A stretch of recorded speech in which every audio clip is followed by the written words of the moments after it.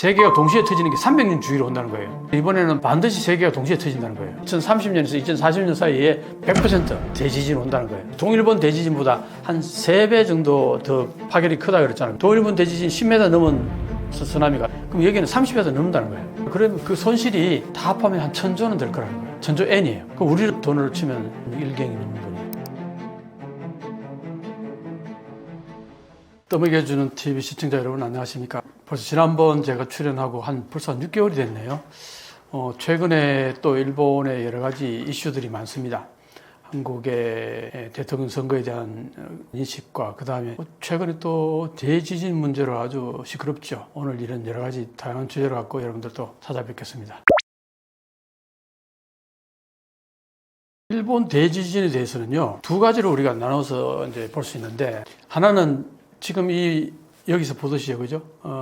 이 만화예요. 내가 본 미래. 이게 완전판이라고 최근에 2021년도에 이게 출판됐어요. 근데 여기에 이 만화 작가가 여기 보면은 진정한 대재난은 2025년 7월에 온다. 이렇게 타이틀을 이렇게 적었어요. 근데 이게 전 세계적으로 지금 이슈가 되고 있나 하면은, 요게 지금 완전판인데, 오리지널판이 언제 출판됐냐면은, 1999년도, 지금부터, 그러니까 21년에 출판되기 22년 전에, 1999년에 출판됐는데, 그때 타이틀은 뭐냐면은, 대지진이 2011년 3월에 온다. 이렇게 했어요. 여기에다가, 타이틀로.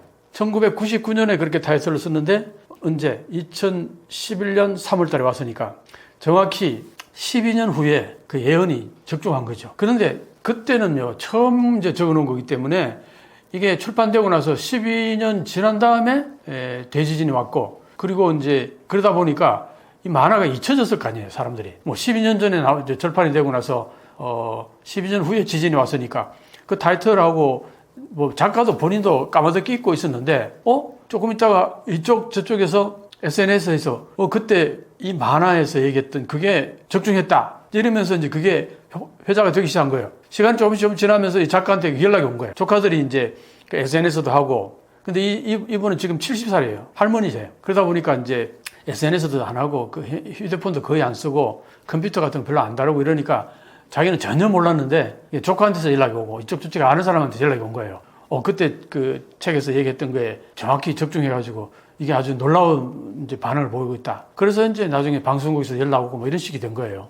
그랬는데, 그게 맞았으니까 이제 그때 난리가 났었죠. 그러다가 이 사람이 또 이제 절판을 하고 나서 한참 지났죠. 그리고 2021년도에 이제 이 책을 썼는데, 그때도 이제 여러 가지로, 뭐 꿈도 꾸고 뭐 여러 가지 이렇게 하면서 책을 이제 내려고 그러는데, 할머니가 인터뷰한 보면요, 신기한 게 출판사하고 책을 이제 내기 위해서 다른 건 다 그림도 다 그려놓고 마지막 표지만, 작가가 뭔가 이렇게 마지막 쓸 수 있는 한마디로 페이지 수가 한 페이지 정도, 그리고 표지 정도, 이렇게 이제 작가가 나중에 이제 쓰면 되는 건데, 그날 저녁에 잠을 잤는데, 꿈에서 뭔가 이렇게 글자가 자기가 딱 떠올랐는데, 11년 3월에 대지진 온다. 이게 딱 뜨더라는 거예요. 이 할머니가 그때는 2011년, 그러니까 그때는 뭐 할머니는 아니었겠네요.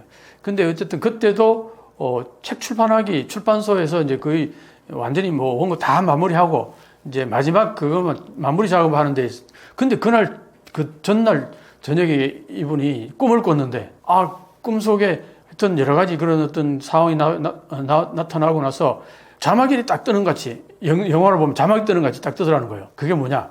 2011년 3월에 동일본 대지진에서 큰 지진이 일어난다. 이게 딱 뜬다는 거예요. 그래서 그걸 표지에다 딱 적었는데, 그게 이제 12년 후에 맞았던 거죠. 근데 이번에 이거 완전판 쓰는데도 또 그랬다는 거예요. 이것도 역시 마찬가지로 2021년도에 출판 거의 다 마무리된 상태에서 그 다음날 이거 완전히 마무리하려고 그러는데, 그 전날 또 꿈속에서 이게 나타난 거예요. 2025년 7월 5일까지 얘기했죠. 그 내용을 보면은 2025년 7월 5일 새벽 4시 18분이라까지 나와 있어요. 그때 필리핀하고 대만하고 일본 제일 남단 그쪽 그 중간점에서 바다가 솟아오르면서 해저 그 땅이 융기하면서 올라오면서 필리핀하고 일본하고 연결돼 버려요, 땅으로. 그러다 보니까 지난번에도 그렇게 맞았단 말이에요. 그래서 이제 이게 이 책이 나오고 나서 2021년도 나왔으니까 지금 벌써 한 4년 가까이 된 거 아니에요.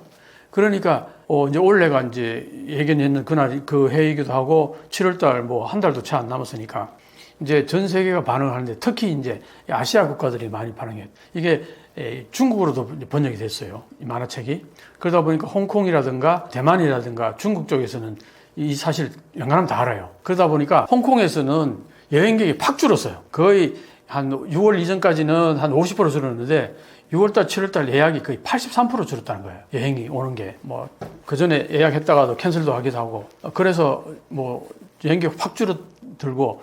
그리고 일본에서도 이제 이게 굉장히 이제 회자가 되는 거죠. 왜 그러냐니까, 얘기했듯이 2011년도 3월 달에 정확히 맞췄잖아요. 5월까지 정확히 맞췄으니까. 그리고 그것도, 그 인터뷰 했는 거 보면은 일본의 그 유명한 잡지, 거기에다 인터뷰를 했는데 보니까 앞에 오리지널 22년 전에 냈던 그 책에서도 출판하기 얼마 전, 며칠 전에 이제 마무리 짓는데 그날 이제 꿈을 꿨는데 자막이 딱 뜨더라는 거예요. 자기 그 자막이 아까 얘기했듯이 2011년 3월 동일본에서 대지진이 난다. 그게 딱 뜨더라는 거예요. 그래서 그걸 고민도 하지 않고 그 자막에다 집어넣었다는 거예요. 그때도 그 출판사에서 이게 이렇게 명확히 연도하고 뭘 하고 이렇게 딱 적는 자체가 안 맞으면 어떡할 거냐. 엄청나게 부담이 될 거 아니에요. 출판사에서도. 그래도 자기가 분명히 그걸 봤으니까 그냥 써넣자 해서 써넣었어요. 그랬는데 그게 이제 어떻게 보면은 잊혀졌잖아요. 한 20 몇 년 지나면서, 한 10 몇 년 지나면서 잊혀진 거예요. 그래서 동일본 대지진 때 사실 이게 만화에서 예언했던 것이 일반인들에게 많이 알려지지 않았기 때문에 피해가 굉장히 많았다는 거예요. 근데 이번에 이제 이 책을 내면서 또 그런 현상이 나타난 거죠. 책 출판하기 며칠 전에 꿈에서 또 자막이 딱 떴는데 보니까 2025년 7월 5일 아까 그 지역에서 엄청난 그 연기가 오면서 화산이 폭발하면서 그게 쓰나미가 밀려와서 엄청난 피해를 입히는데 그 피해 정도 규모가 동일본 대진 때 한 3배 정도 된다는 거예요. 쓰나미의 높이도 한 3배 정도 되고 엄청나잖아요.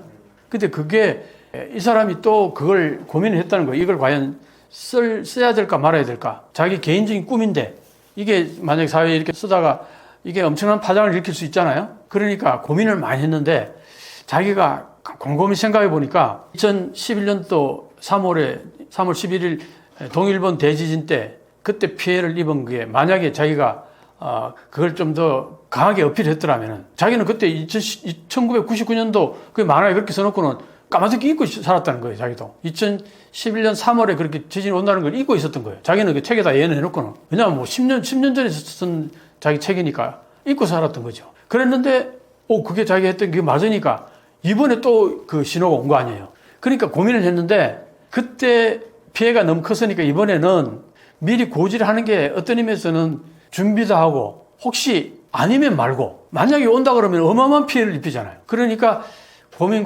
끝에 여기다 쓰자 이렇게 된 거예요. 그래가지고 2025년 7월에 이제 대지진이 온다 이렇게 썼어요. 그러니까 이제 세간에서는 이분이 과거에 그런 그 경험이 있잖아요. 2011년도에 그때 예언이 적중했는 그게 실적이 있기 때문에 이분이 똑같이 그런 메커니즘으로 꿈을 꾸고 여기다 썼기 때문에 상당히 신빙성 있게 받아들이는 거예요. 사회가. 물론 이제 전문가들이나 일본 정부 입장에서는 어떻게 반응하냐면은 지진이라는 것은 맨날 몇 시에 딱 일어난다 이걸 예지한다는 건 거의 불가능하다는 거예요. 현대 지질학으로 과학적으로는. 그러니까 너무 그 날짜에 정확히 이렇게 거기에 대해서 너무 신경 쓰고 그러지 마라 하고 정부나 지질학자들은 그렇게 얘기를 하는데 그렇긴 하지만 이 사람이 과거에 22년 전에 정확히 맞췄잖아요. 2011년 3월 달까지 정확히 맞추니까 그리고 지역도 정확히 맞추고 그러니까 이게 이제 소름 돋는 얘기죠. 그리고 또 하나는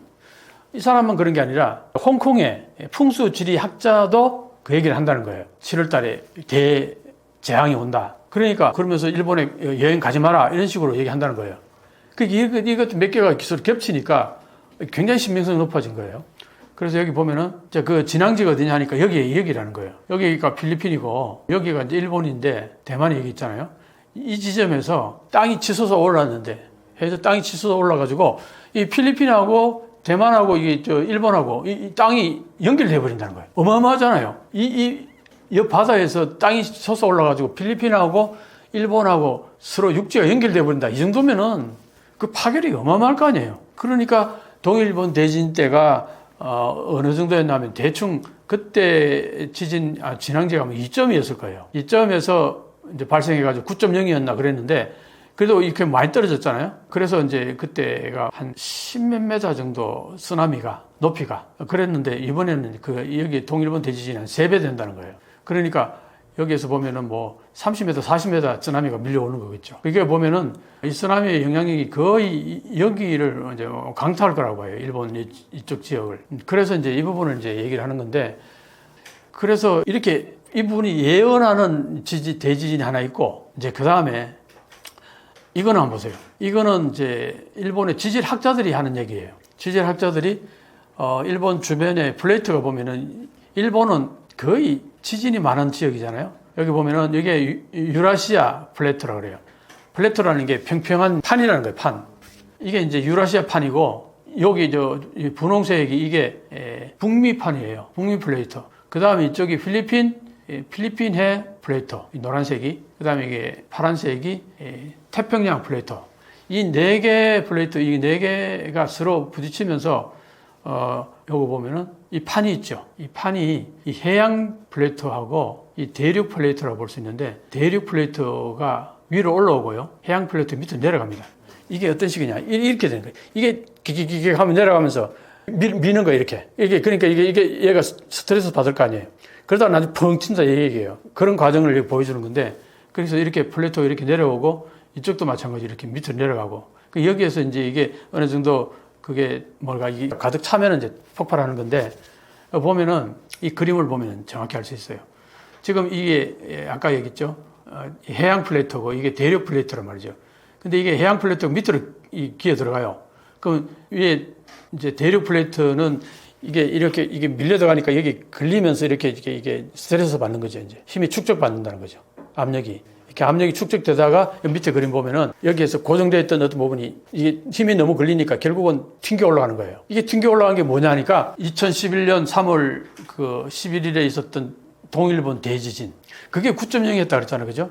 근데 그게 한 1000년 만에 온 거래요. 그러니까 일본에 1000년 만에 돌아오는 화산 활동이 1000년 주기로 오는 게 그게 지금 온 거예요. 동일본 대지진 그게 이제 시발점이 돼가지고 그걸로 인해서 일본 전체 그 플레이트에 압력이 가해진 거예요. 그래서 이게 여러 가지로 다양한 소위 말해서 분화들이 생기고 막 지진이 발생하고 그러는데 평소보다 지금이 한 5배 정도 지진이 많다는 거예요.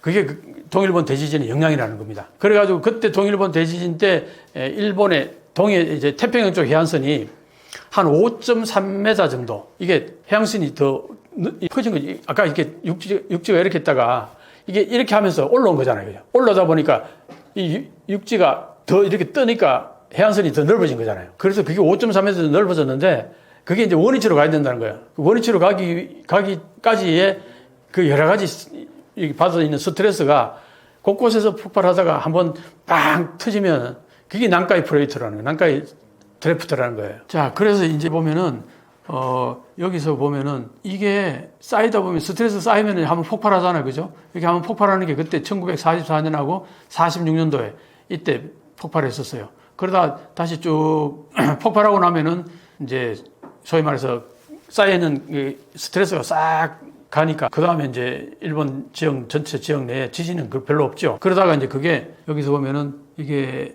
진정 국면이 되는 거예요. 이때는 화산 활동이 별로 없어요. 그러다가 다시 시간이 되면 이제 폭발하게 되는데 이때 여기 여러 가지 이제 잔잔한 화산 활동들이 막 지진 활동들이 계속 이제 빈번해지는 거죠. 그러다가 이제 한번 팍 터지는 건데 이게 2000년대 이제 난카이 드래프트 거대 지진이 온다는 거예요. 이게 이제 거의 과학적인 거잖아요. 그죠? 그래서 지금 이게 난카이 드래프트 이게 지금 이걸 보면은 이게 1607년이죠. 1606년이고 그때 이 전체 여기 보면은 난카이 드래프트가 여기가 동해 지진이 있고요. 동남해 지진이고 남해 지진이에요. 이게 난카이 드래프트라는 거예요. 이게 한 세 군데로 나눠서 볼 수 있는데 이게 과거에 보면은 1600년대 그때는 이게 7점 얼마였죠. 지진이. 그때 전체가 세 개가 동시에 터졌죠. 그 다음에 1707년도 이때도 역시 세 개가 동시에 터졌어요. 근데 이제 1854년인가요? 이때는 이쪽하고 두 개 나눠졌죠. 이 동해 지진하고 동남해 지진 이 두 개가 동시에 터지고 그 다음에 이게 남해 지진이 이제 터지고 이게 나눠서 터졌다는 거예요. 이때는 그랬는데 이때 얼마입니까? 아까 1944년하고 1946년 이 2년 차이로 여기 동해 지진하고 동남해 지진하고 동시에 터졌고 그다음에 남해 지진이 또 터진 거예요. 2년 후에. 그랬는데 이번에는요. 이게 300년 주기로 이 세 개가 동시에 터지는 게 300년 주기로 온다는 거예요. 근데 이번에는 반드시 세 개가 동시에 터진다는 거예요. 통계학적으로. 그동안에 이제 지질학적으로 다 통계가 나와 있을 거 아니에요. 그래서 이번에는 반드시 세 개가 동시에 터진다는 거예요. 근데 이게 동시에 터지면은 어디쯤이냐? 이 지점에서 터지잖아요. 얼마 멀리 떨어지지도 않았어요. 그러다 이게 9.1 정도 된다는 거예요. 그럼 동일본 대지진보다도 강도가 더 센 거예요. 그래서 통계치로 대충 얘기를 하는 데는 그 지질학자가 하는 얘기로는 동일본 대지진보다 한 10배 정도의 파괴력이 있을 거라는 거예요. 자, 그러면은 여기 이 세 개가 동시에 터지게 되면은 여기 후지산이 있어요. 후지산. 이 후지산에도 영향이 분명히 갈 거라고 보는 거예요. 지금 지질학자들이 대부분 다 후지산이 먼저 터져도 전혀 이상하지 않다. 난카이 드래프트가 지금 당장 터져도 전혀 이상하지 않다. 그렇게 얘기하거든요. 그러니까 이게 터졌다 그러면 내가 볼 때 후지산도 같이 터질 가능성이 상당히 높다고 보는 거예요. 야, 이게 보통 일이 아니죠. 자, 그런데 이 그래프를 보면요. 여기 1707년하고 1854년, 1946년 이게 지진 터진 이 그래프를 보면은 그때 1707년도에는 이게 터지면서 바다에서 땅이 위로 치솟아 올랐는데 1.8m 치솟아 올랐어요. 그 다음 1854년도에는 1.2m 치솟아 올랐고 1946년에는 1.15 올랐는데 이 그래프를 보면은 이게 정확히 이게 삼각형으로 이게 그 함수로 볼 수 있을 정도로 이 경사도를 보면은 이걸 가지고서 그 다음에 언제 몇 년도쯤에 이게 터질까 그걸 계산할 수 있다는 거예요. 이거 보면은 보세요. 이 각도로 이렇게 내려온 게 그대로 1.2m 올라갔으니까 이게 이제 윤기가 적으면은 주기가 짧아진다는 거예요. 그러니까 1.8m 했을 때는 주기가 길었죠. 한 150년 가까이 됐잖아요. 그죠? 근데 1.2m 올라갔을 때는 한 90년 정도 됐잖아요. 90년 조금 넘었죠. 근데 여기 1.15m. 그러니까 한 90년 채 안 될 거라고 보는 거예요. 그러면 1946년, 90년을 여기 더하면 얼마예요? 1935년이 되는 거예요. 그래서 2035년. 1946년에서 여기서 보면은 1.2m 치솟았을 때에 얼마 걸렸나 하니까 1854년에 1946년이니까 92년이죠.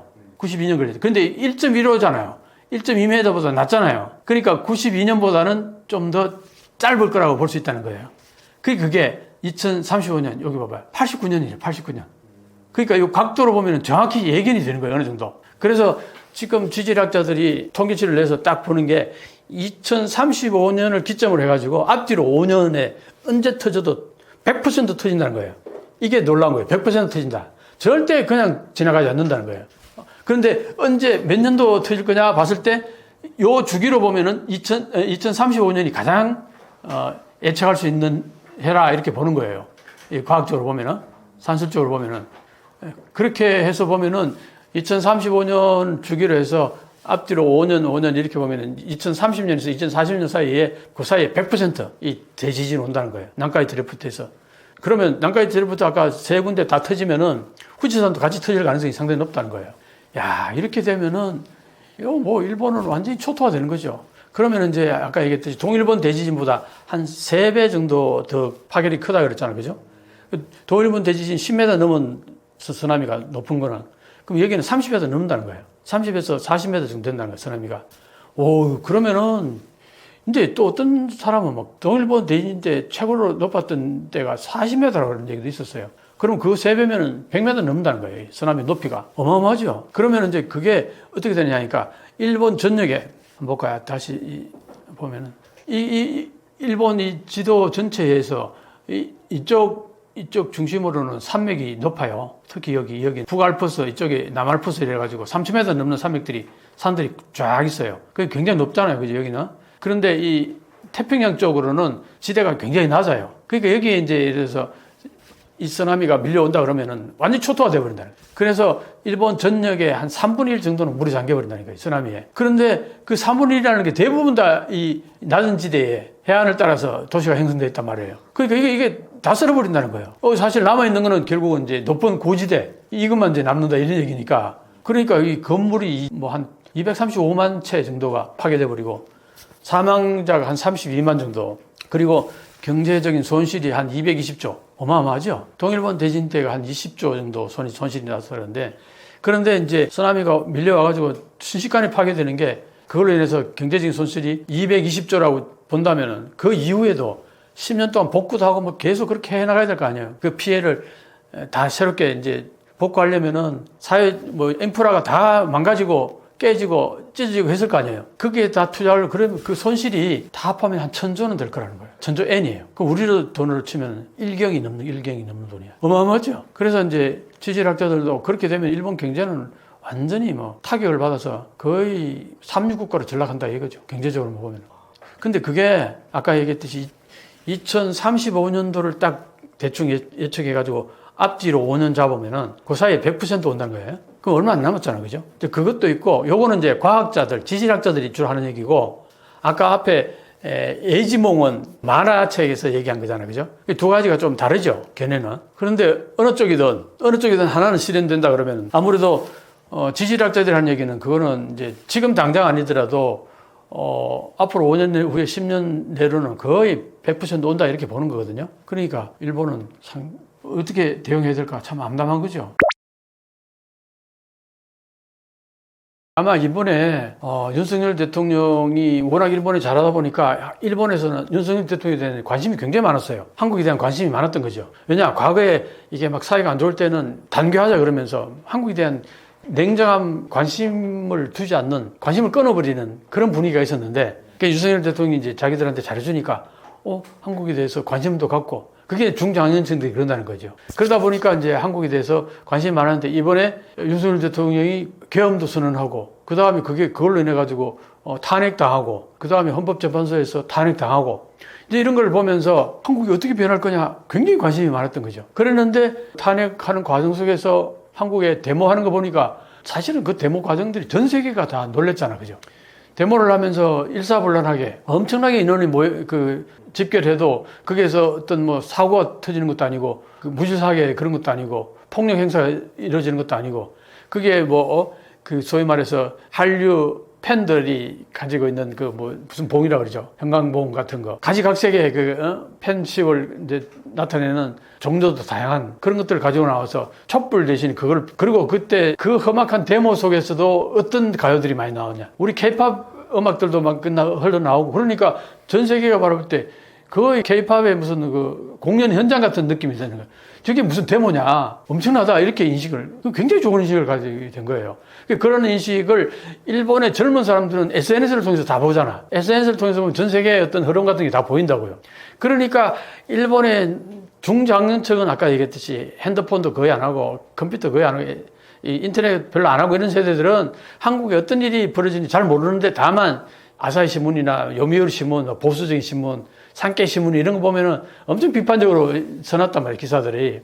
한국이 맨날 저렇게 민주주의 뿌리가 약해가지고 맨날 데모는 하고 뿌리를 내리지 못한다, 민주주의가. 그런 식으로 부정적으로 바라보는 시각이 굉장히 많단 말이에요. 그런데 젊은 세대들은 그렇지 않다는 거죠. 그래서 한국에 저렇게 데모를 나와서 하는데 일사불란하고, 그리고 거기에 최신 케이팝들 노래를 막 부르고 엄청나다. 거기에 대해서 제대로 이제 민주주의를 아는 사람들은 높게 평가할 수밖에 없죠. 원래 민주주의라는 게 그런 거잖아요. 민주주의는 시끄러운 거예요, 본래. 자기가 생각하는 것을 적극적으로 표출해가지고 그걸 반영하도록 프레셔를 가하고, 이게 민주주의잖아요. 대중민주주의란 말이에요. 그런 의미에서는 한국은 전 세계 어디에 내놔도 정말 대단한 어떤 그런 질서정연함, 그 민주주의의 어떤 절차, 형식 이런 걸 다 보여줬단 말이에요.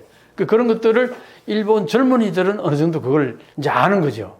저게 어떤 의미인지를. 그러니까 한국에 대해서 상당히 높게 평가하고, 한국은 대단하다. 그리고 투표율도 저렇게 높다는 게 정말 대단하다. 이렇게 이제 보는 거죠. 아마 그런 의미에서 일본의 중장년층도 한국의 투표율이 높다는 것에 대해서는 상당히 긍정적으로 볼 거예요. 민주주의라는 게 그렇잖아요. 적극적으로 투표를 해야지 민의가 반영되는 거니까. 일본의 투표율이 낮아지는 것에 대해서 보수층들도 이게 긍정적이지 않다는 건 다 알아요. 그렇지만 젊은 애들이 안 나와서 야당표 안 가고 자민당표로 가는 것에 대해서 중장년층들은 그걸 긍정적으로 볼 수는 있겠지만, 그렇지만 전체적으로 봤을 때 그게 긍정적이라고 보지는 않겠죠. 그런 의미에서는 한국의 이 투표율이 높다는 것에 대해서는 속으로는 뭐 대단하다 생각할 거예요. 한국.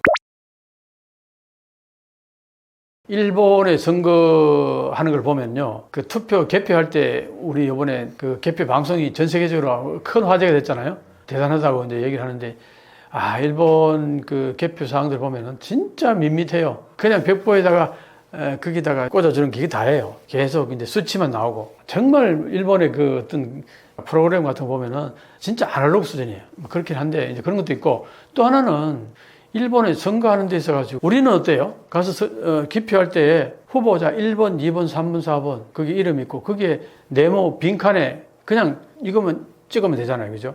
근데 일본은 어떠냐? 그 이름을 써요. 후보자 이름을. 그걸 위해 가지고 그 연필로 써야 돼요. 또 볼펜이나 다른 잉크로 쓰면 안 돼요. 그 연필로 써야 되는데 그 연필을 그러면 기표장에 하나씩 다 배치해놔야 될 거 아니에요. 부러지면 또 그 대비해야 되겠어. 뭐 하나쯤 더 해놓을 수도 있고, 깎은 연필을.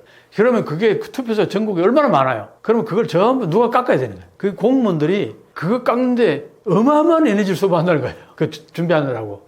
그 다음에 그걸 가지고 또 할머니든 할아버지든 전부 와가지고 한문으로 그 이름을 다 써야 되잖아요. 그게 획수가 잘못되면 그게 무효표가 돼요. 근데 일본의 한문들 한번 보세요. 어려운 이름들, 한자들이 굉장히 많아요. 다 내자가 많잖아요. 왜 그러는지 모르겠어요.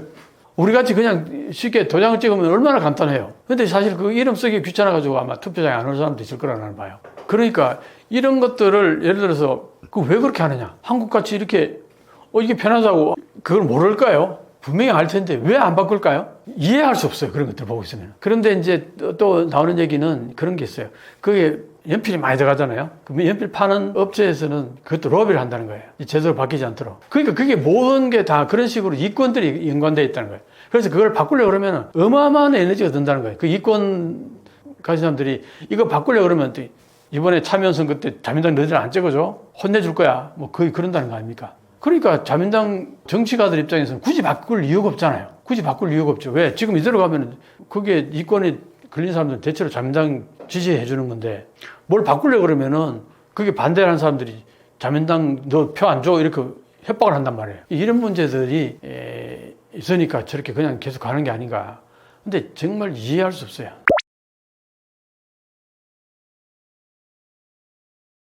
그러니까 이제 최근에 일본에서 이제 재무성 해체 외치는 데모대가 전국적으로 번져나오고 있어요. 깜짝 놀라는 현상이죠. 왜? 일본은 지금까지 데모가 거의 없었단 말이에요. 가끔 있다 하더라도 예를 들어서 지난번에 아베 총리가 그 헌법에 위배된다는 식으로 안보법을 통과시켰어요. 그 안보법을 통과시키면 이게 위헌의 소지가 있다 해가지고 그걸 반대하는 그 야당 시민단체에서 그걸 이제 제재하기 위해서 그때 좀 모였어요. 굉장히 많이 모였습니다. 그때는 꽤 한 10만 명까지 모였다는 말 여기까지 나왔었어요. 그거는 뭐냐, 평안법을 완전히 붕괴시키는 거다 해가지고 많이 나왔을 때 그 정도 나왔었는데 결국은 그게 오래 못 갔어요. 그걸로 이제 끝났죠. 법 통과되고 나서 그걸로 끝. 그 다음에 뭐 시위가 거의 없었다고요. 그랬는데 최근에 시위가 벌어지기 시작한 거예요. 처음에는 한 몇십 명 모였는데 그게 뭐냐, 재무성 앞에 가가지고 재무성 해체하라. 그 다음에 소비세를 인하하라. 이 두 가지 외쳤어요. 그랬는데 그게 서서히 번져나와가지고 지금은 재무성 앞에 모이는 게 한 1000명 넘게 막 모이고, 거기만 모이는 게 아니라 지방에 전체적으로, 전국적으로, 동시다발적으로. 그게 다 이제 소위 말해서 유튜버들이 서로 연계해가지고 대형 NHK라든가 대형 뭐 아사히신문이나 뭐 요미우리신문 이런 데는 잘 보도를 안 해요. 대형 매체들은. 그러니까 유튜버들이 전부 다 연계해가지고 하는 거예요. 그러니까 거기에서 이 데모를 하는 인구가 그렇게 팍팍팍 늘어나는 것 자체는 지금까지 일본에서 볼 수 없었던 현상인 거예요. 그래서 유출을 하는 거야. 이게 왜 일본에서 이렇게 데모가 이렇게 전국적으로 확산이 될 수 있을까? 야, 이게 아무래도 한국의 그 데모 현상을 보면서 한국에서 저렇게 많이 하는데 우리도 할 수 있다. 우리도 가능하다. 한국이 할 수 있는데 왜 우리는 못하냐? 분명히 그랬을 것 같다. 이제 이렇게 유출하는 거죠. 왜? 지금까지는 일본은 데모가 아예 거의 씨가 말랐었는데 저게 지금 저렇게 번져나가는 게 참 신기한 현상이거든요. 그럼 저게 왜 저렇게 가능했을까? 아마도 한국의 이 데모를 보고 뭔가 자극받은 게 있지 않을까? 뭐 이렇게 이제 생각을 할 수 있다는 거죠.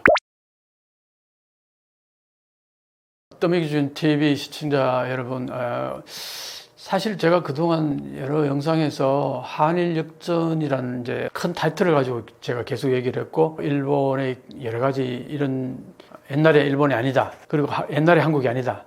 그래서 지금 현재 여러 가지로 힘의 균형에서 변화가 있기 때문에 내가 한일 역전을 얘기할 때는 한국이 일본 한편만 가면 작아지는 그런 모습은 이제 졸업할 때가 된 게 아니냐. 그게 내 취지였는데 지금 오늘 이제 이제 했듯이 여러 가지를 보면은 한국이 앞으로 약진할 일만 남았고 일본은 여러 가지로 지진 문제라든가 다양하게 정말 어려운 문제만 쌓였다고 보거든요. 그런 의미에서 보면은 한일 역전은 상당히 시기가 당겨질 가능성이 높고 그런 의미에서 지금까지 이제 뭐 제가 이런 얘기를 하게 되면은 일본에 좀 안 좋은 얘기를 하게 되면 비판적인 얘기를 하게 되면 한국도 마찬가지다 아니면 한국이 더 심하다 뭐 이런 이제 인식을 보인 댓글에서 보면 그런 것들을 이제 보였는데 지금 앞으로는 내가 볼 때 확실하게 한일 역전이 이제 지속될 거고 그런 의미에서는 우리 앞으로 이제 한일 관계 속에는 이 힘의 역학 관계가 굉장히 중요하거든요. 그런 의미에서 제가 하는 영상들은 다 그런 큰 흐름 속에서 구체적인 얘기들 하는 거니까 그런 부분들을 곰곰이 새겨 보시면서 제 영상을 보시면 좋을 것 같습니다. 그리고 더미기준 TV 구독과 좋아요 눌러주시면 감사하겠습니다. 또 뵙겠습니다.